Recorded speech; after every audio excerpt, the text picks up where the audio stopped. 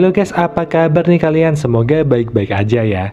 Jadi pertama aku mau ucapin terima kasih banyak buat kalian yang selalu dukung channel ini. Dan alhamdulillah guys, suspend dari Google udah dicabut dan aku bisa upload lagi di channel ini. Dan untuk video kali ini aku mau bahas alur cerita dari salah satu film requestan kalian yang berjudul Pulse Cairo. So, seperti apakah kisahnya? Kita langsung aja ke isi cerita film selengkapnya.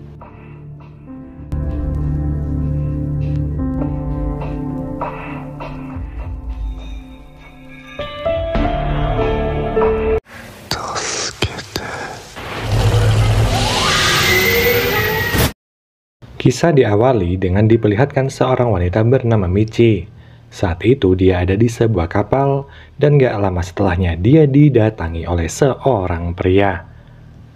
Kita pun akan dibawa ke beberapa hari sebelumnya, tepatnya di saat Michi ada di tempat kerjanya. Salah satu teman Michi yang bernama Junko saat itu sedang menelpon Taguchi yang udah gak masuk selama beberapa hari. Tapi sayangnya telepon itu nggak diangkat dan hal ini membuat Michi khawatir. Dia pun memutuskan untuk pergi ke rumah Taguchi, di mana dia bermaksud untuk menjenguknya dan sekalian ingin mengambil sebuah disk yang sekarang ini sedang dikerjakan oleh Taguchi.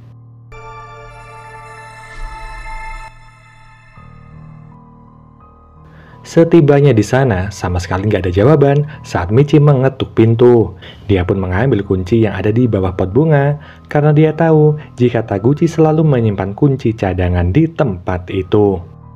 Dikira apartemen itu kosong, Michi pun langsung mencari disk yang udah dikerjakan oleh Taguchi.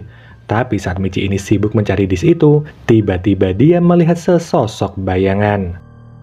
Yang ternyata bayangan itu adalah Taguchi yang sedang menatap ke arah jendela. Michi lalu bertanya apakah Taguchi sakit, tapi Taguchi ini menjawab jika dia baik-baik aja. Yoki? Ya. Michi pun lanjut mencari disk yang udah dikerjakan Taguchi, tapi saat dia bertanya di mana disk itu, Taguchi sama sekali nggak menjawab. Dia pun secara perlahan menuju ke suatu ruangan dan menemukan Taguchi yang udah mati karena bundir.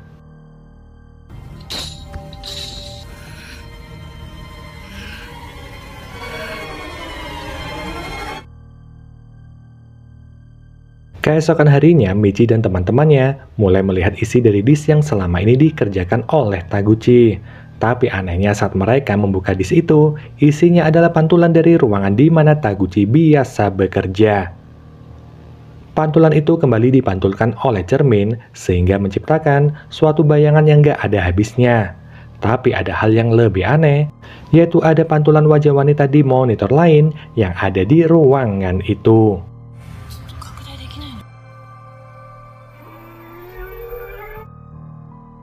Sedangkan di sisi lain ada seorang cowok yang bernama Kawashima. Saat itu dia sedang top up kuota internet, tapi komputernya ini malah membawa dia ke situs lain.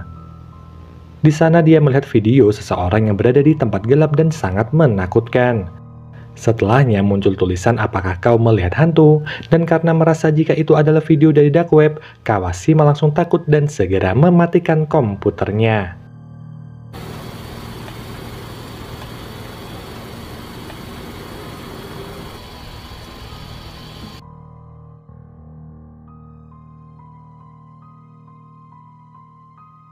Dia pun langsung tidur, tapi tiba-tiba komputer itu menyala dengan sendirinya dan memutar video yang tadi. Dia pun segera mematikan komputernya itu dan berniat untuk menanyakan hal ini pada teman-temannya. Keesokan harinya, Kawashima pergi ke kampus dan menuju ke ruang komputer. Di sana dia bertanya tentang komputer yang menyala sendiri, tapi temannya itu sama sekali nggak tahu kenapa hal tersebut bisa terjadi. Hingga nggak lama setelahnya, datang mahasiswa jurusan komputer yang bernama Haruwe.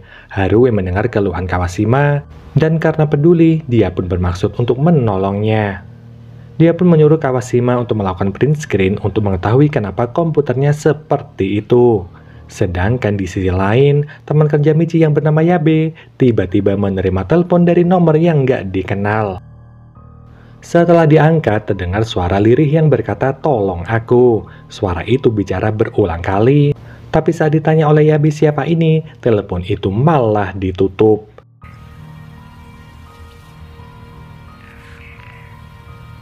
誰？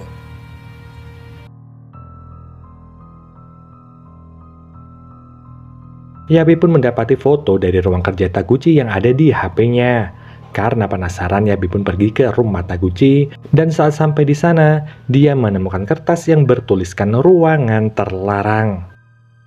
Dia lalu masuk ke kamar tempat Taguchi gantung diri dan menemukan jejak hitam yang ada di dinding.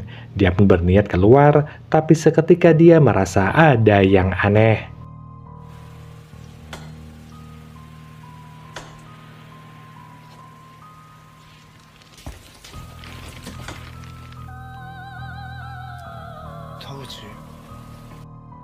Yang ternyata dari jejak hitam itu muncul sosok Taguchi yang seharusnya udah mati. Saat Yabe mendekati sosok itu, Taguchi langsung menghilang.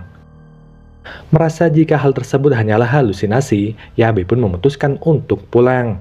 Tapi di bawah apartemen Taguchi ini, ada sebuah pintu yang disegel dengan lakban merah, dan karena penasaran Yabe pun pergi ke arah pintu itu. Dia pun teringat dengan kertas bertuliskan ruangan terlarang, di mana Yabe pun tanpa ragu melepas segel itu dan masuk ke dalam. Di sana ada bercak merah di dinding, dan setelahnya muncul bayangan hitam yang secara perlahan mendekati Yabe. Yabe yang ketakutan gak bisa lari dan juga minta tolong. Sosok itu terus mendekat ke arah Yabe, hingga terlihat wajah dari setan itu yang membuat Yabe berteriak ketakutan.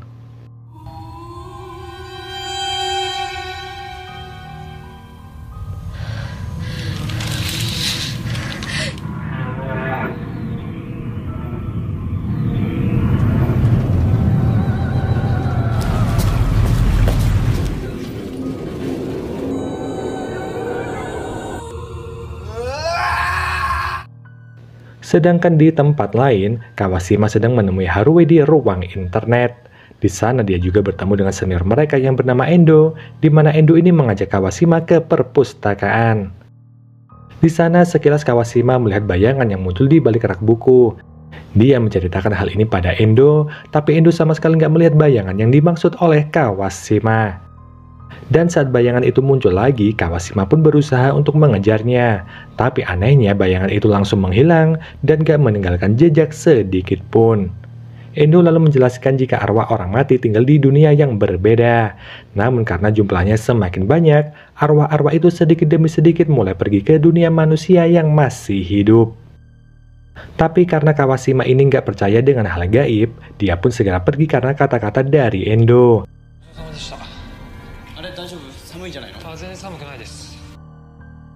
Sedangkan di sisi lain, Michi mendapatkan telepon dari orang yang gak dikenal, dan seperti yang dialami oleh Yabe, orang ini hanya mengatakan tolong secara terus-menerus.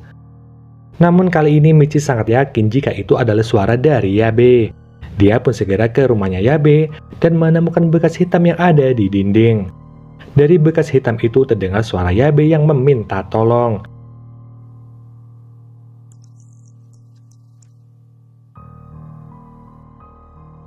Merasa aneh dengan hal ini, Michi pun langsung pergi dari rumahnya Yabe.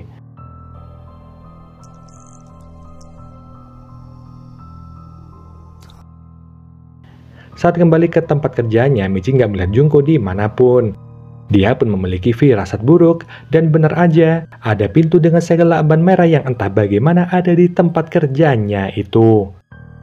Dia pun segera menuju ke pintu itu, dan melihat Junko yang ada di ruangan tersebut. Junko terlihat sangat ketakutan, dan dengan cepat Michi segera menarik Junko dan mengajaknya keluar dari sana. Tapi di saat itulah, bayangan hitam mulai mendekat. Anehnya Junko ini malah berhenti, dan mendorong Michi hingga terjatuh. Dia menatap bayangan hitam itu, yang semakin mendekat ke arahnya. Michi pun segera menarik Junko, dan membawanya pergi dari sana.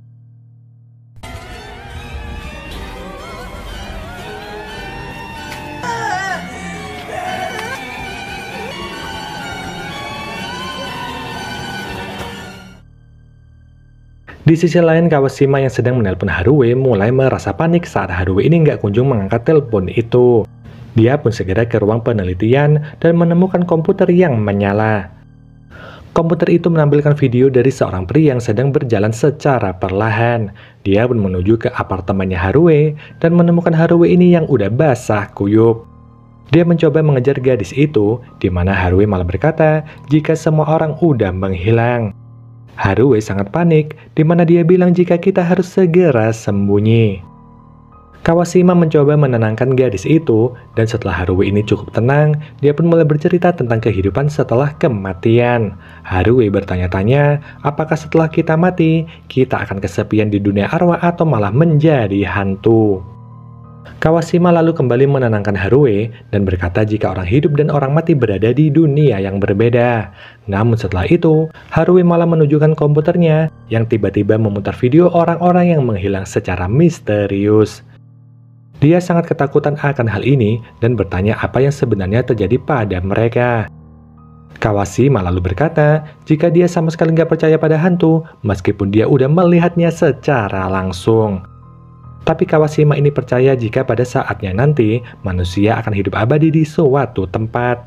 Haruhi lalu teringat tentang suatu legenda Jepang yaitu tentang simpanan hantu, di mana arwah yang kesepian di dunia lain mulai mengajak manusia masuk ke dunia mereka agar arwah-arwah itu nggak kesepian.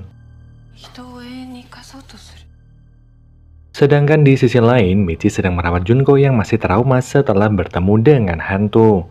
Keesokan harinya, Junko yang masih pucat menatap ke jendela dan bertanya apakah dia akan mati dengan keadaan seperti ini.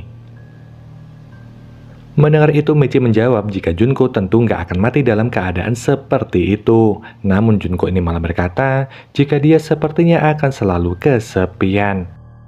Michi yang sedang membuat kopi nggak menyadari jika Junko bersandar di dinding, dan dia pun mulai menghilang terhisap ke dalam sana.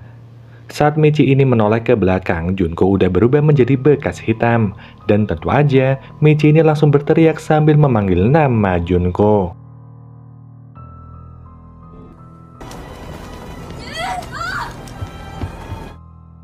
Setelah kejadian itu, Michi menghubungi orang tuanya, tapi sama sekali nggak ada jawaban. Karena itu, Michi pun panik dan berniat untuk segera ke rumah orang tuanya itu.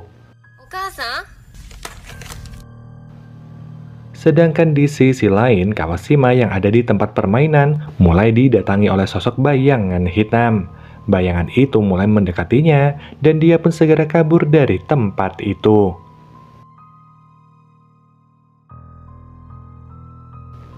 Setelah keluar dari tempat permainan itu, Kawashima jadi khawatir dengan keadaan Haruhi. Dia pergi ke rumah Haruhi dan melihat jika Haruhi ini sedang merusak tanaman yang ada di pot. Haruhi pun berkata jika dia sangat kesepian dan juga takut, sehingga dia meminta agar Kawashima membawanya pergi. Tapi saat ada di dalam kereta, kereta itu tiba-tiba berhenti tanpa sebab. Merasa ada yang aneh, mereka pun keluar dari kereta, di mana Haruhi memutuskan untuk balik ke rumah aja. Di sana dia mencetak sebuah tulisan, dan di saat itu jugalah komputer tiba-tiba menyala.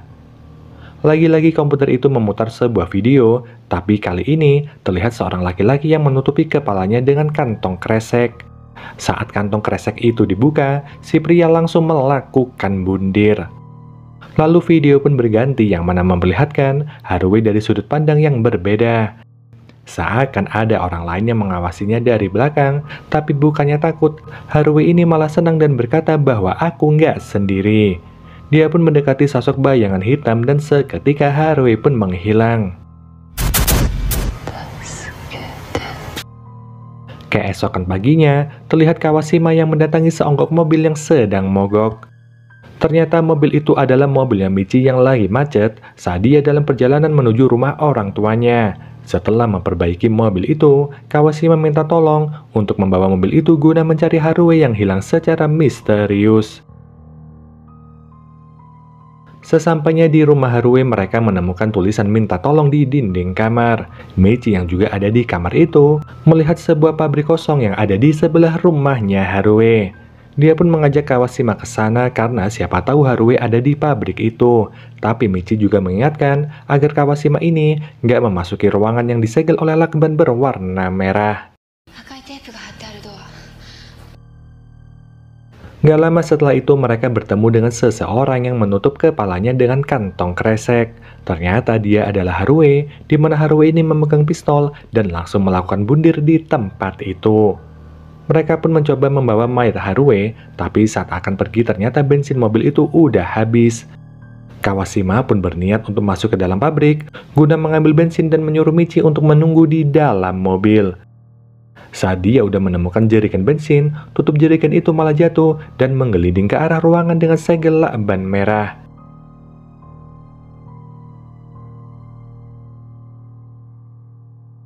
Dia pun nekat masuk ke ruangan itu dan seketika pintu tertutup dengan sendirinya.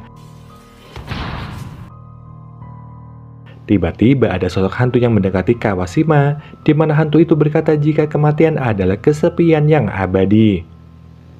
Merasa takut dengan sosok hantu ini, Kawashima mencoba kabur tapi sayangnya pintu udah terkunci. Si hantu juga minta tolong pada Kawashima, tapi Kawashima bilang jika dia sama sekali nggak ada urusan dengan si hantu. Kawashima yang sejak awal nggak percaya dengan hal gaib menganggap jika semua ini hanyalah halusinasi. Dia pun berniat menyentuh hantu itu karena dia pikir jika si hantu disentuh maka hantu itu akan hilang.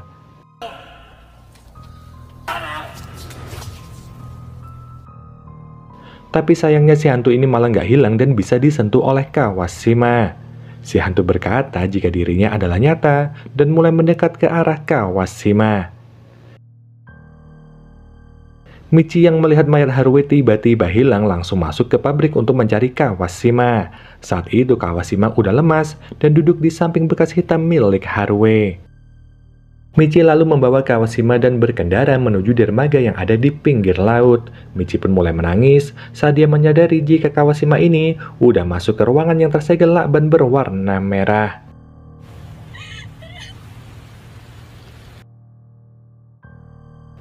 Mereka pun menaiki boot yang entah bagaimana ada di tempat itu. Lalu kita bakal dibawa ke adegan di awal film, di mana Michi sedang menumpang sebuah kapal yang akan berlayar menuju Amerika Latin.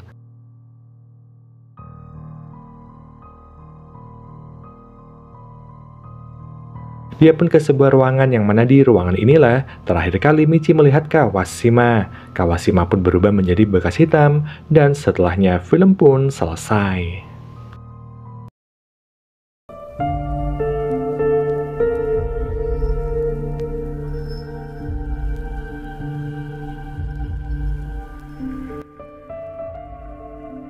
Jadi film ini mengangkat salah satu legenda Jepang yaitu simpanan hantu, di mana para arwah gentayangan mulai menculik manusia agar menjadi teman mereka di alam gaib.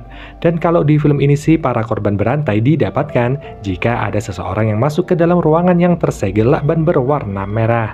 So mungkin gini aja guys pembahasan film kali ini. Kita jumpa lagi di video selanjutnya. Wassalamualaikum warahmatullahi wabarakatuh. Bye bye.